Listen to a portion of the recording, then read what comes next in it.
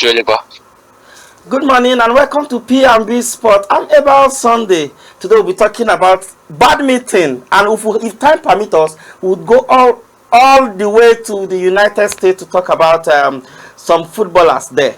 But before then, and before I bring my guest on the show, let's go on a break, and when we're back, we'll have him online.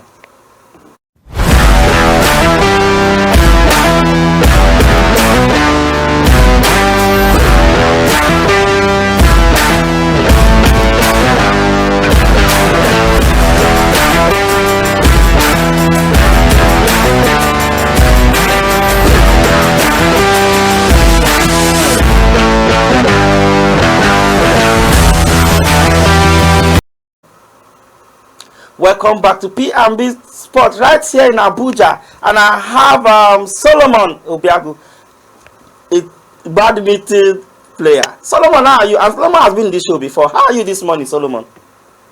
I'm fine, sir. Good morning, sir. Good morning. And how is the preparation for your championship next month? Remember when you were on the show sometime some weeks back, you told us how you started preparation for your next championship in is it Mozambique or Tanzania? I can't remember which country.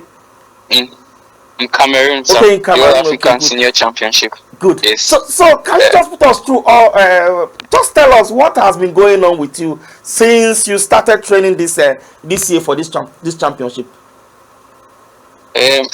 Nothing much has really been going on. I'd say this period has been, so many people call it boring, but like it has been fun for me because training has been smooth and has been going as planned, and we already have a schedule and training plan from since we started on 30th until the very tournament time. So everything has been falling accordingly and has been going accordingly since then, and I can only thank God and hope for the strength to keep up until the tournament, and most of all for the whole plan to eventually pay off and bring results. Okay, Solomon, you're talking about training schedule. How is the schedule like? Is it hectic? Is it that vigorous? Is it that jam-packed? How will I put it? But you understand what I'm trying to say. But how is the schedule like? Okay. As I said earlier, my training program has started since 30th, and for the very first week from 30th, which was Monday over 2024 December, it was a rigorous, very, very rigorous training plan, which was meant to fully bring me back, like physically, to the game. I was basically using the track and the gym, and it was full build up. It was a build up week, and then we transited from the next week, which was this year, 6th of this month, to the badminton gym. I come to the badminton gym, and afterwards go to the gym for leg workouts, hand workouts, abs, just general bodybuilding daily.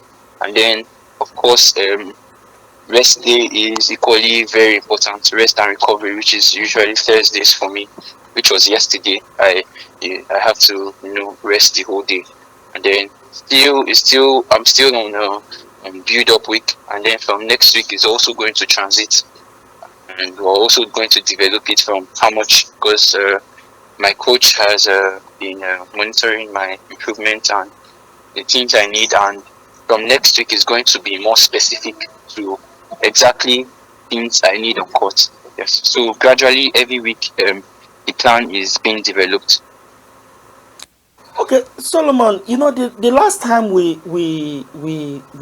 discussed on this show, you told us about some of you were watching some of your videos, your previous videos, and you could notice some weaknesses that you have, some lapses that you really need to work on, which I asked you to tell us at least one or two, and you mentioned specifically about you want to kill that this emotion you put into the game most times when you are Yes. under pressure, you put emotion, you want to do this and you want to do that, you just want to kill it, you understand, sometimes when you are Yes. really Yes. so how far have you worked on that, and can you tell us what you put in place, how do you work on it? So for personally, I have always been trying to. I've been trying to remind myself that there's no easy, there's no shortcuts to success. And basically, of course, that is what I tell myself. And even outside the court, I try to do things with procedures and process to actually try to enjoy the process and know that there's no easy or shortcuts to what I want to achieve. So on court, the coach is working towards that and is helping me, really see the spaces on court and understand how it works, and um, um, not just want to get points at by force or at once. It doesn't happen like that. That's to follow a process, and when there's an opening, you can get it. But if it doesn't come, you keep fighting, fighting, fighting till you actually eventually get the points. So yes, that is how it has been working on that, or working on emotions. And I hope we are on track and we are doing the right thing.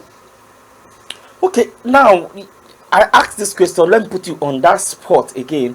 I asked this question last time we spoke, and I was saying, where do you really want to finish this season?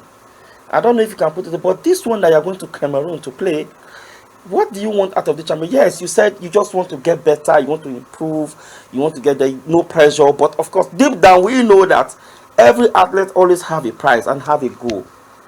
What is Yes. that goal? What is that thing that you want to get out of it?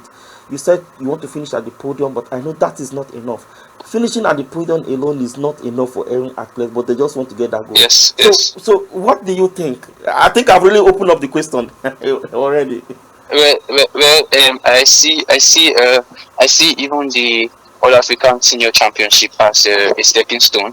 It's also going to be a pathway for my progress, and it's going to be part of my journal. I'm going to write how much it was, how much I have improved from previous year. Basically, of course, I've said I want to I want to be on the podium, which is like a major goal for the tournament. But I also want to see that personally I have developed my playing style, and these things that I said I lack, and I hope that at this tournament I will see improvements. Even now, I believe I can already see some improvements in my game, and I hope and I pray that on the day that it matters most, which is on the tournament, stage, on the big stage, I am able to perform um at this at this level that I am already practicing. Okay. So basically, my goal is to see that what I have been working hard for, I can actually do them with ease, and also at the end of the day have a good result to show for it. Okay, I think that's a good one. But I have let's go on a break. When we return, I'm going to ask one question, but don't worry. Let me just leave it to the group. But the question I want to ask is, um um this does this competition, does this African what in Cameroon, does it tie to Yes. Olympics qualifier? Does it have any effect? But before you answer that question, let's go on a quick break. When we return, we'll continue from Okay. there. Yeah. Okay, sir.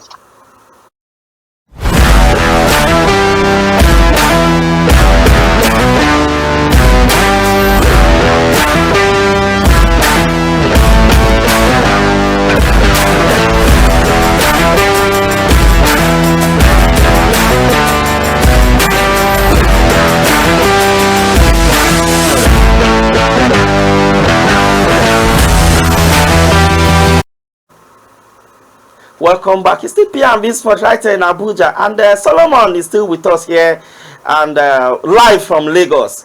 And we'll be talking about badminton since we started the show, and he has been telling us how the training routine and what he has been facing, the challenges and what. Well, I'm not a badminton player, but he has been telling us how the whole thing has been panning out and how closer he is to the competition and how the progress and he has seen so far from his training.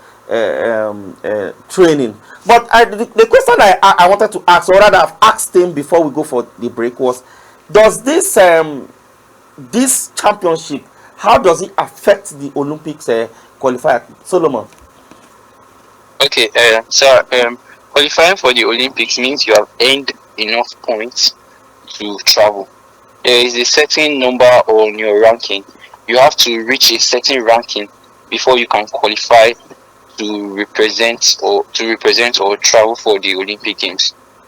So tournament like this is a major tournament that is a major championship that gives those points. So depending on the stage that you get to, the more advanced you get to the on your stage, the more points you get. It's like any money. The more your position in the office, the higher your salary is. So the higher the stage you get to in the tournament, the more points you earn, and those points add up to points from different championships, just like this.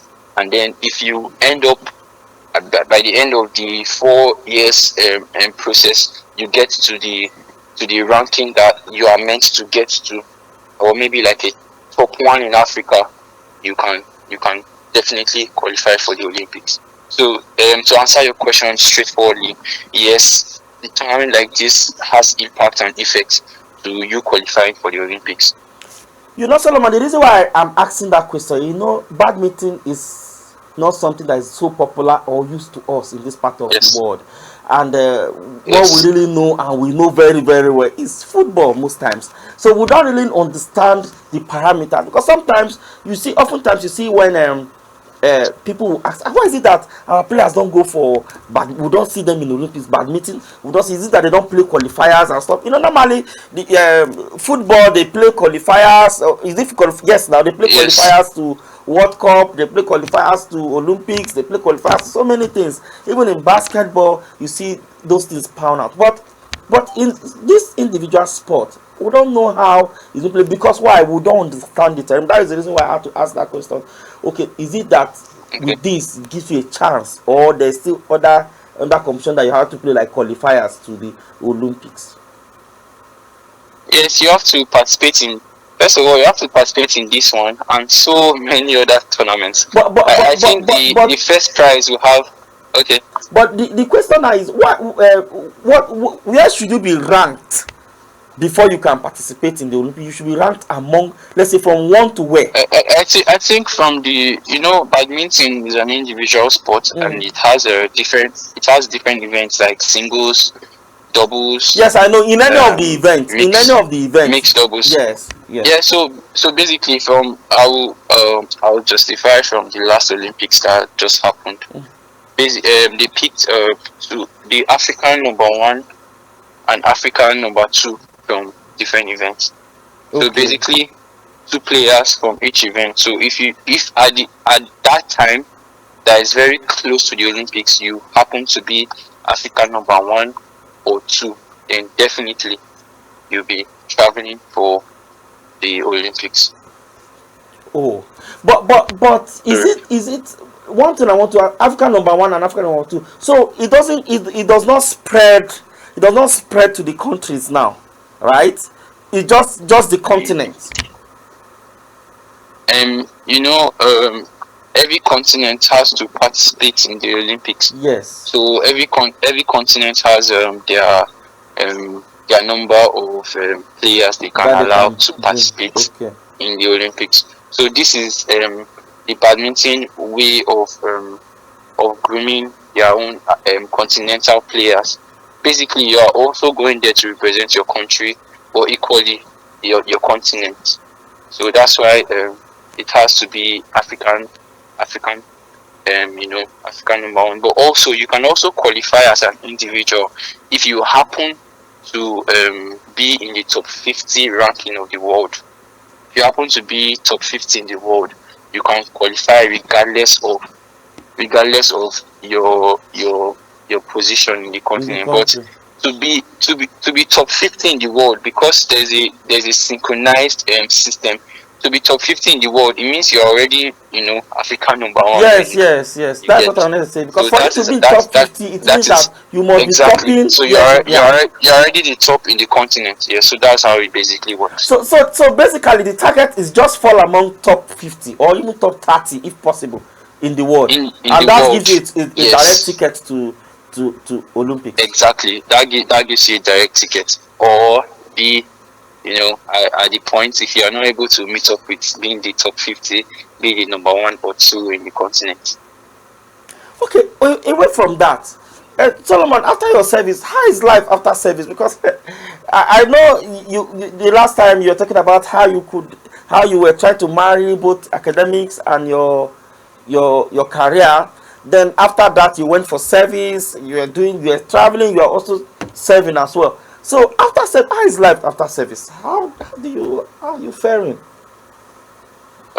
I'll be completely honest. I feel so relieved, and I feel more focused even now, because it wasn't an easy journey at all.